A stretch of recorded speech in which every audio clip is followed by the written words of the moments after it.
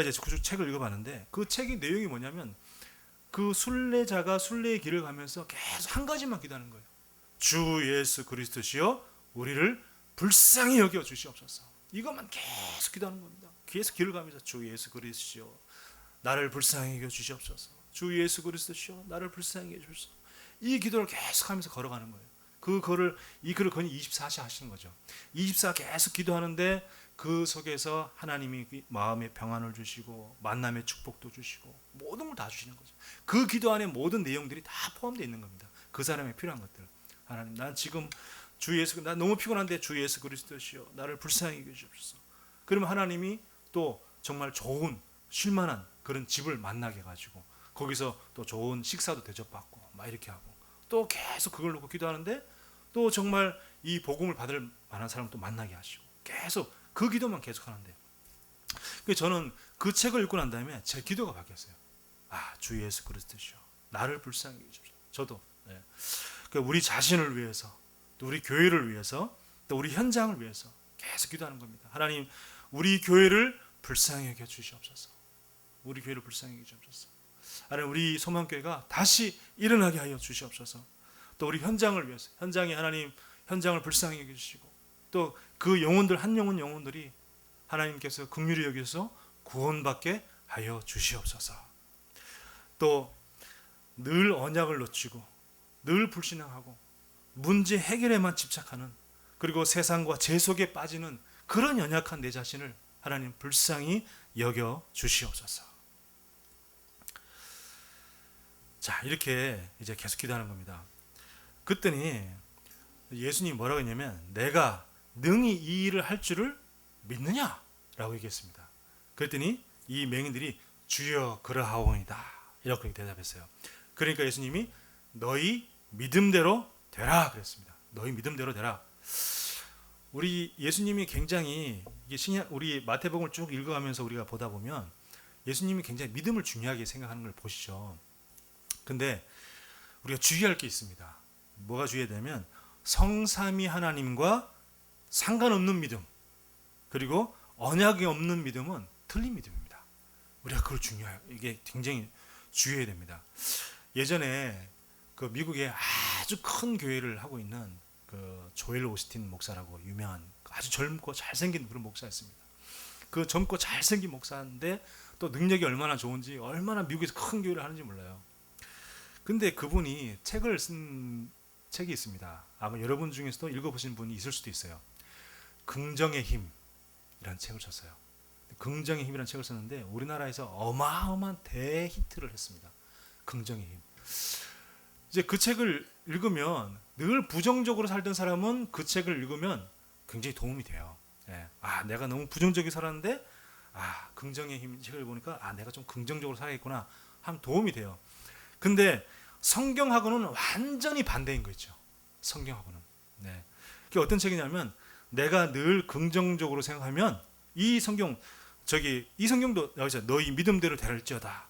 이 성경 구절도 그 책에 보면 나와 있어요. 그러니까 내가 어떤 믿음을 갖든 간에 믿음을 가지면 하나님이 그 믿음을 보시고 응답하신다는 거예요. 무조건. 말이 맞습니까? 맞습니까? 안 맞죠. 우리는 성삼위 하나님과 전혀 상관없는 믿음이잖아요.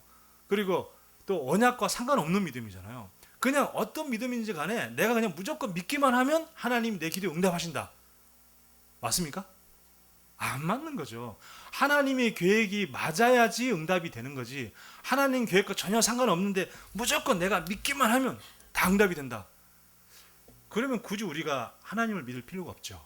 우리가 절에 가서도 믿을 수 있고 부처님 믿어도 되잖아요. 부처님 믿고도 무조건 믿습니다 부처님. 그럼 만약 응답이 온다. 그럼 굳이 우리가 예수를 믿을 필요가 없고 꼭 오직 그리스도 할 이유가 없는 거죠. 그 내용이 그런 내용이에요. 근데 그 책을 우리나라에서 엄청나게 데이트하고 많은 대형교회에서 그 책을 갖다가 권해서 읽어보라고 얘기하고 난리가 났었다니까요. 근데 그 책이 너무 히트하니까 어린이 긍정의 힘 이런 책도 나오고 막 어린이들을 위한 긍정의 힘. 그래서 나중에 이제 막 어마어마하게 비판이 일어나니까 그제서야 뭐 이제 조엘 오스틴 목사는 틀렸다. 나중에서 이제 막 이제 그런 여론이 좀 생기긴 했지만 지금도 예, 그 책은 서점에 가면 베스트셀러입니다. 지금도. 참 사람들이 너무 이렇게 잘 모르는 거 있죠. 그러면서 또 옛날에 이게 시크릿이란 책을 제가 또 봤어요. 시크릿은 책이 또 뭐냐면 그 시크릿이 비밀이잖아요. 비밀. 근데 그 책의 내용이 뭐냐면 내가 무엇을 상상하고 간절히 그것을 원하면 그대로 되어진다는 겁니다. 예를 들어서 이제 그 미국의 어떤 그 사람이 쓴 건데 내가 막 좋은 차를 갖고 싶어. 그럼 내가 좋은 차를 타고 운전하는 모습을 늘 상상한다는 거죠. 그리고 그 좋은 차를 가지고 바닷가에 산에 가고 뭐 들에 놀러 가고 옆에 막 아름다운 여인을 태우고 운전하고 막 그런 상상을 늘 하다 보면 어느 날 그 차가 나한테 와 있다는 겁니다. 맞는 겁니까? 네, 틀린 말이죠, 그죠? 완전히 틀린 말입니다. 그게 바로 뉴에이지입니다. 뉴에이지. 내가 마음껏 상상하고 내가 간절히 원하면 그 간절한 대로 이루어진다. 그게 바로 뉴에이지입니다. 뉴에이지. 그러니까 하나님 필요 없잖아요. 우리 그게 그러면 뭐하러 하나님께 간절히 기도합니까? 기도할 이유가 없는 거죠. 왜 우리가 오직 그리스도 합니까? 그럴 이유가 없는 거예요. 예. 그냥 내가 간절히 그냥 상상하고 간절히 원하면 이루어지면 뭐 교회에 올 필요가 없습니다. 여러분들이 왜 교회에 왔습니까? 교회에 올 이유가 없죠. 그냥 집에 앉아가지고 내가 원하는 거 간절히 기도하면 간절히 그냥 머릿속에 그리면서 내가 이렇게 될 거야. 이렇게 그러면 되지. 뭐하러 교회에 와서 이렇게 예배를 드립니까? 그죠? 그러니까 우리가 믿음 하는데 정말 주의해야 됩니다. 우리가 어떤 믿음이냐 굉장히 중요해야 됩니다. 우리가 성삼위 하나님과 내 믿음이 관계 있느냐 없느냐. 네. 오늘도 이 성삼위 하나님과 창조주 하나님과 또 복음 그거가 나와. 그리고 성령이 원하신 것 그 믿음과 내가 관계 있느냐. 그리고 또 진짜 이 예수는 그리스도라는 언약과 세계복음 언약 그것과 내가 상관이 있느냐 없느냐. 그걸 보면서 내가 믿음을 잡아야지 아무 그거 상관없이 그냥 내가 막 믿기만 하면 하나님이 내 응답하신다. 그게 바로 뉴에이지 사상입니다. 그러니까 조엘 오스틴 목사는 뉴에이지의 완전한 최첨단 전도사예요. 그 사람은. 네. 우리가 그래서 책을 볼 때도 굉장히 주의해서 봐야 됩니다. 무조건 막 베스트셀러에서 베스트셀러니까 좋은 책이겠지 하면서 이게 보면은 굉장히 잘못된 사상이 우리 머릿속에 들어올 수가 있어요. 그리고 또 아무것도 모르는 우리 후대들이 우리 랩런트들이 그런 책을 보면 진짜 잘못된 세상에 어릴 때부터 각인돼 버리면 그게 큰 문제입니다. 굉장히 주의해야 되고 우리가 잘 알고 분별할 수 있도록 도와줘야 돼요. 자, 근데 제가 하나를 넘어갔어요. 제가 그래서 다시 한 번만 보도록 하겠습니다. 자, 좀 안 넘어가네요. 다시 한 번만. 네네, 한 번만 좀 봐주세요. 네, 됐습니다. 네, 그 지난번에 그 보니까 9장 26절 한번 보시면 그 회당장의 딸을 살린 다음에 그 소문이 그 온 땅에 퍼지더라 그랬습니다. 26절 보면 그 말 있죠. 그 소문이 온 땅에 퍼지더라. 자, 그 소문이 예수님은 그리스도입니다. 예수님은 구원자입니다. 예수님은 하나님입니다. 그 소문이 막 온 땅에 퍼져나가면 얼마나 좋을까요? 근데 그 소문이 퍼져나간 게 아니라 질병을 치료하는 선지자, 우리들의 의식주를 해결해주는 능력자. 왜? 물고기 2마리와 보리떡 5개로 5,000명을 먹여도 남았다. 이분은 우리 의식주를 해결해 줄 수 있는 분이야. 이런 소문이 막 퍼져나간 겁니다. 그리고 이분은 우리에게 복 주시는 분. 이렇게 이제 막 사람들에게 인식이 되어진 거예요. 예수님을 정확하게 안 보인 거죠. 예수님을 정확하게 못 보는 겁니다. 예수님을 그리스도로 봐야 되는데 예수님을 그리스도로 보는 게 아니라 그냥 내 문제 해결하는 분. 내가 몸이 아프니까 내 몸 아픈 거 해결해주고, 내가 지금 먹을 거 없으니까 먹을 거 해결해주는 분. 이렇게 이스라엘 백성들이 예수님을 생각한 거예요. 완전히 틀린 복음이죠. 근데 우리가 좀 주의할 게 그겁니다. 뭐냐면 예수는 그리스도 모든 문제 해결자라고 우리가 보통 얘기하잖아요. 근데 예수는 그리스도 모든 문제 해결자가 자칫 잘못하면 모든 문제 해결에 내 초점이 맞춰질 수 있다는 거예요. 예수가 그리스도에 초점이 맞춰지는 것이 아니라 내 문제 해결, 모든 문제 해결하기 때문에 내가 지금 좀 사업이 안 된다. 주여, 예수는 그리스도 모든 문제 해결자니까 내 사업을 잘 되게 하여 주시옵소서. 이렇게. 예수는 그리스도 모든 문제 해결자니까 우리 자녀 꼭 이번에 대학 합격하게 해 주시옵소서. 굉장히 맞는 것 같잖아요. 근데 그 초점이 완전히 빗나가 있는 겁니다, 지금. 예수는 그리스도 모든 문제 해결자니까 내가 지금 몸이 아픈데 내 몸이 곧 치유되게 하여 주시옵소서. 다 맞아요. 근데 맞는데 정확한 초점이 빗나가 있는 거예요, 지금. 굉장히. 그러면 지금 모든 문제 해결자면 저와 여러분은 모든 문제가 다 해결됐습니까? 우리는 지금 여전히 가난하고 여전히 질병이 있고 여전히 지금 고민하고 여전히 갈등 중에 있잖아요. 네. 그래서 그럼 그 말이 틀렸냐? 저는 그런 말이 아니라 예수는 그리스도 모든 문제의 주권자가 예수님입니다. 그렇죠? 네. 그 문제를 해결하고 안 하고 그 주권은 누구 손에 달려 있습니까? 예수님 손에 달려 있는 겁니다. 예, 그래서 그 문제에 집착하지 말고 예수께 집중해야 된다는 거죠. 예, 제가 하고 싶은 말씀이, 그러니까 우리는 자꾸 문제에 자꾸 집착하는 겁니다. 자꾸 내 이 문제 해결되는 거. 그리스도는 모든 문제 해결자니까 내가 지금 고민하고 있는 이 문제 하나님 해결되게 하여 주옵소서. 자꾸 그러면 그리스도께 내가 집중하고 있는 것이 아니라 나도 모르게 문제에 자꾸 집착을 하고 있는 거예요. 집착을. 문제에 자꾸 집착하고 있으면서 뭔가 내가 그리스도 언약 붙잡고 기도하고 있는 것처럼 내가 내 스스로 속고 있는 거예요. 나도 모르게. 나도 내가 속고 있다는 사실을 몰라요. 근데 내가 속고 있어요. 이게 주의해야 됩니다. 문제 해결에 초점이 되어 있냐? 그리스도께 초점이 가 있냐? 네. 내가 지금 해결에 내가 모든 관심이 있냐? 아니면 내가 예수께 내 마음의 중심이 가 있냐? 예, 그거죠. 광야에서 이스라엘 백성들이 계속 원망하고 물이 없습니다. 물 해결해 주시옵소서. 먹을 게 없습니다. 먹을 거 해결해 주시옵소서. 고기가 먹고 싶습니다. 고기를 해결해 주시옵소서. 예. 하나님은 그걸 원하는 게 아니잖아요. 예. 내가 너희를 애굽에서 출애굽시키는 순간 네가 모든 필요한 것들은 내가 책임질게. 걱정하지 마. 그런 육신적인 거 걱정하지 마. 너는 그냥 나를 경배해. 나를 예배해. 그래서 출애굽한 백성에게 제일 먼저 하신 게 뭐죠? 성막을 만들라. 그거 아닙니까? 성막을 만들라. 내가 네 모든 문제는 네가 구원받은, 저와 여러분이 구원받은 그 순간부터 모든 네가 걱정 염려하는 육신적인 것들은 내가 책임질 테니까 너는 그건 걱정하지 마. 그건 걱정하지 말고 너는 언약만 붙잡아. 언약만 붙잡아. 언약 붙잡으면 나머지는 다 따라오게 되어 있어. 걱정하지 마. 그 의미죠. 예. 우리에게 정확한 언약이 붙잡혀지기를 바랍니다. 자, 다시 돌아와서 네. 그 맹인은 어떤 사람입니까? 보여야 할 것이 안 보이는 사람이 맹인이죠. 네. 근데 우리가 신앙생활하면서 그럴 수 있어요. 우리가 현장에서 영적 사실이 보여져야 돼요. 지금 사단이 인간을 꽉 잡고 있구나. 이런 영적 사실이 보여져야 되는 겁니다. 현장에서 말씀 성취가 보여지고요. 현장에서 고통당하는 영혼이 보여져야 됩니다. 근데 현장에서 고통당하는 영혼이 잘 안 보이지죠. 안 보이고 그냥 잘 먹고 잘 사는 것처럼 보이잖아요.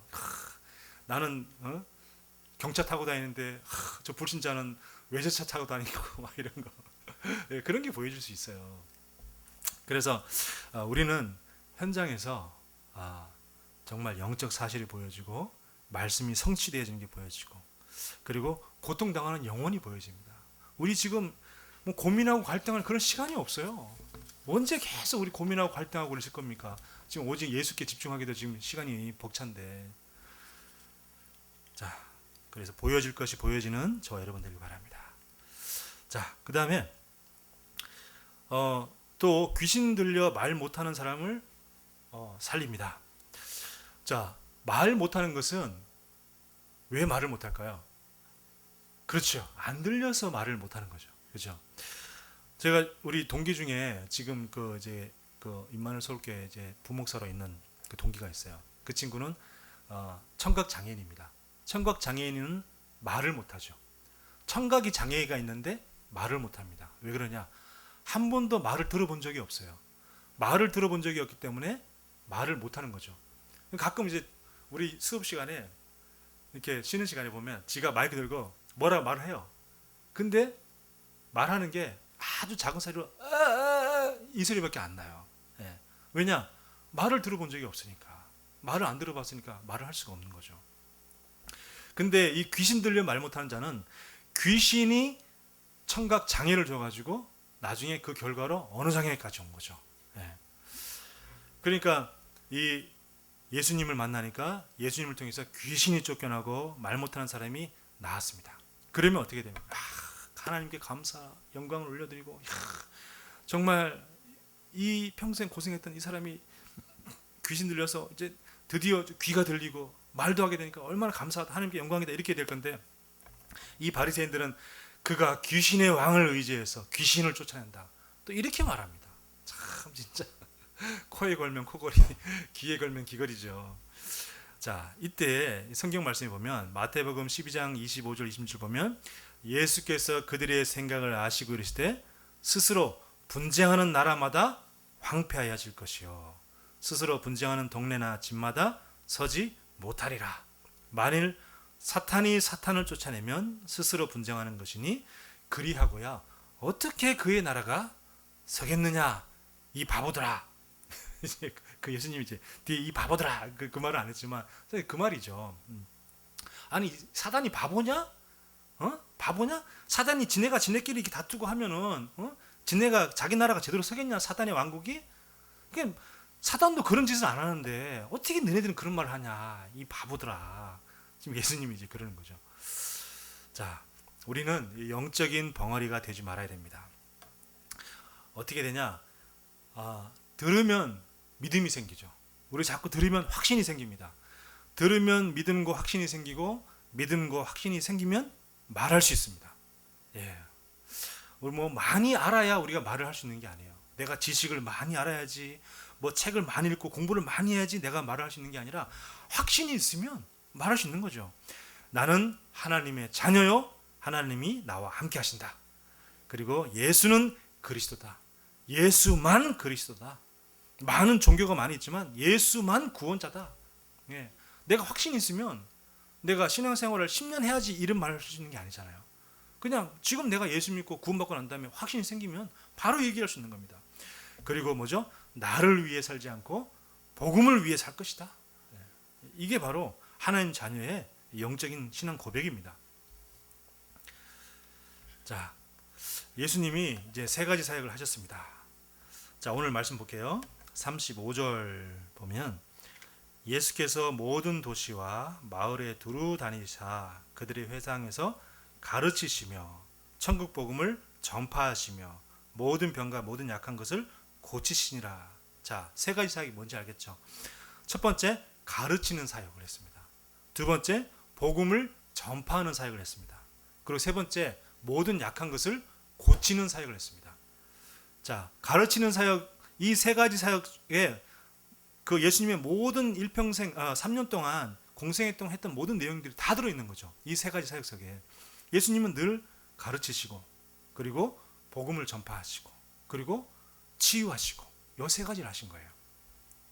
그 가르치는 사역은 뭐죠? 예수님의 선지자적 사역을 의미하는 겁니다. 예수님은 선지자다. 그래서 늘 가르치는, 구약의 선지자들이 늘 가르쳤잖아요. 그 백성들을 가르치고. 자, 근데 말씀을 선포하고 말씀을 양육하는데 말씀은 세 가지 말씀이 있습니다.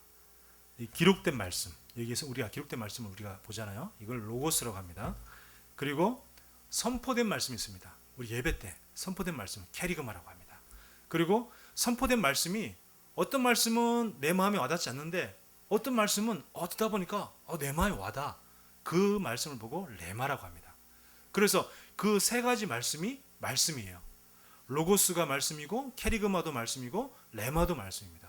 그러면 이 세 가지 말씀이 다 중요한데, 이 성경에 기록된 이 말씀이 중요하고, 또 예배 때 듣는 말씀도 중요하고, 내 마음에 와닿는 말씀도 중요하죠. 다 중요합니다. 근데 우리가 예배 때 그냥 왔다가 그냥 가면 별 의미가 없습니다. 나에게 부딪히는 말씀이 있어야 된다는 거죠. 레마의 말씀이 저와 여러분에게 있어야 됩니다. 만약에 레마의 말씀이 없으면 우리가 예배 때 조금 시간을, 우리가 언약을 잘 못 잡은 거고요. 그리고 또 만약에 이 기록된 말씀이 우리에게 너무너무 중요하고 딴 게 별로 중요하지 않다, 그러면 우리는 교회 올 필요가 없이 그냥 집에서 그냥 성경 읽으면 돼요. 근데 성경 말씀인 기록된 말씀도 중요하고, 그리고 우리가 예배 시간에 듣는 캐리그마적 말씀도 중요하고, 더 중요한 것은 내게 부딪히는 말씀, 레마의 말씀. 오늘 여러분에게 레마의 말씀이 잡혀지길 바랍니다. 그러면서 이제 복음을 전파했습니다. 이것은 왕적인, 예수님의 왕적 사역을 의미합니다. 예수님이 흑암을, 권세를 꺾고 거기서 복음을 전하고 생명을 구원하는 왕적인 사역, 그리고 병을 고치고 치유하는 것은 제사장적인 사역을 의미합니다.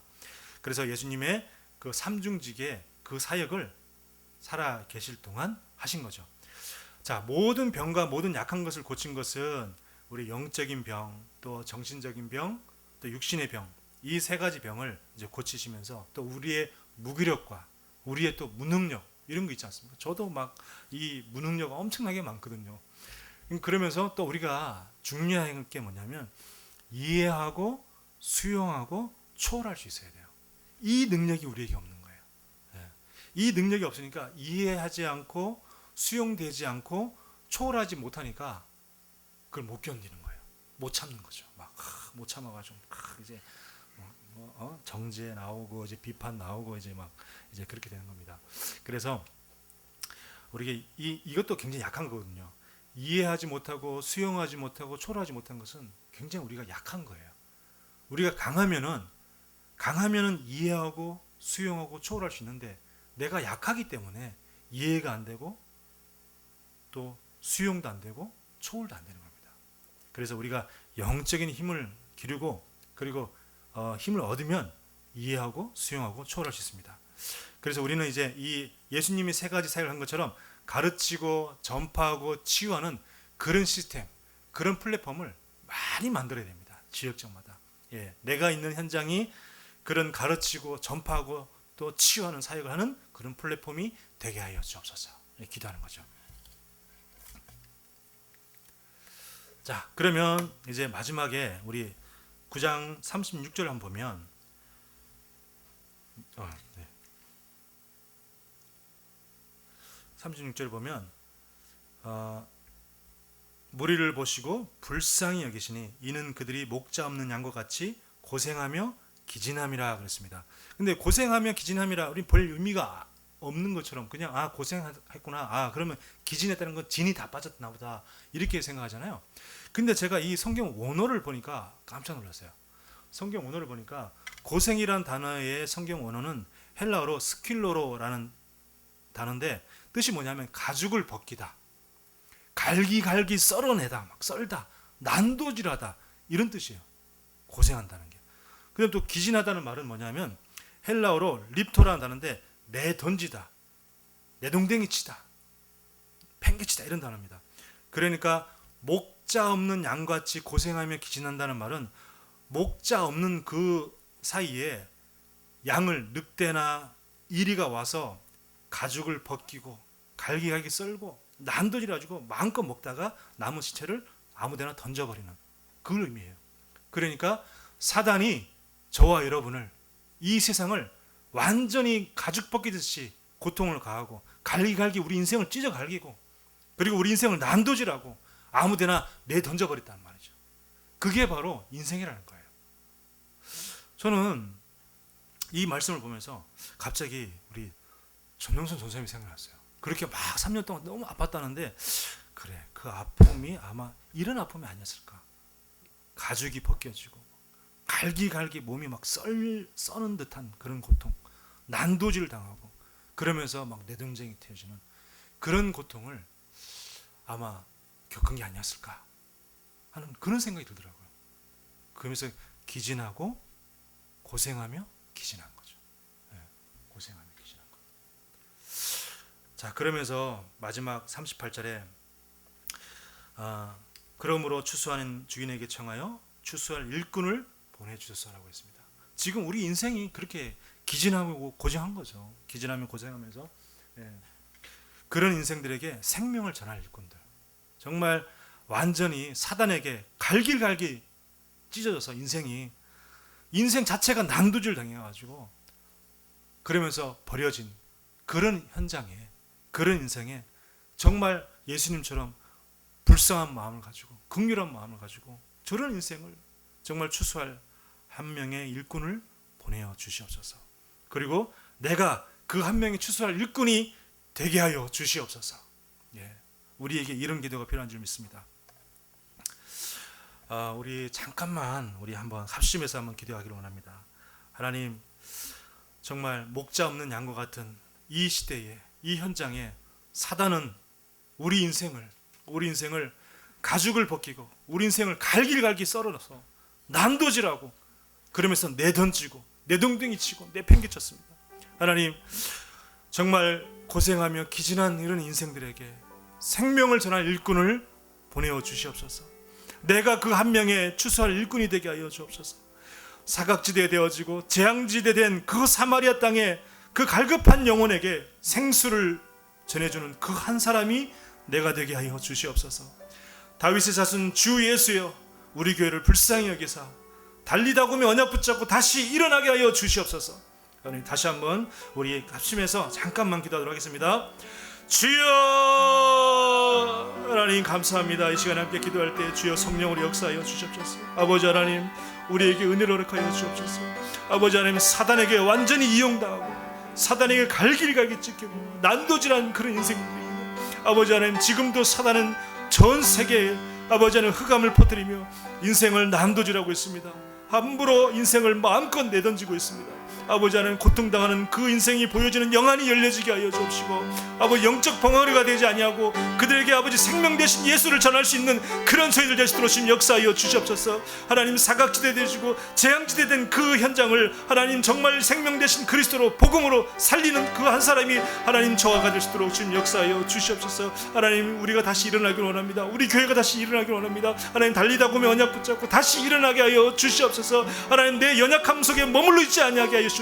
하나님 주신 그 언약 붙잡고 다시 일어나게 하여 주시옵소서. 아버지, 우리 연약한 무릎을 강하게 하여 주옵시고 우리 연약한 두 손을 강하게 하여 주옵소서. 아버지 하나님, 생명 살리는 그 언약 속에 우리가 있게 하여 주옵시고 하나님께 쓰임받는 지금까지 우리가 그동안 수없이 많은 시간을 보내면서 훈련받았고 또 아버지 하나님 그렇게 훈련되어졌는데 그 훈련되어진 것들이 이제는 우리에게 통해서 나타나게 하여 주옵시고 아버지 현장의 응답으로 하나님 전달되시도록 주님 역사하여 주옵소서. 예수 그리스도 이름으로 간절히 기도합니다.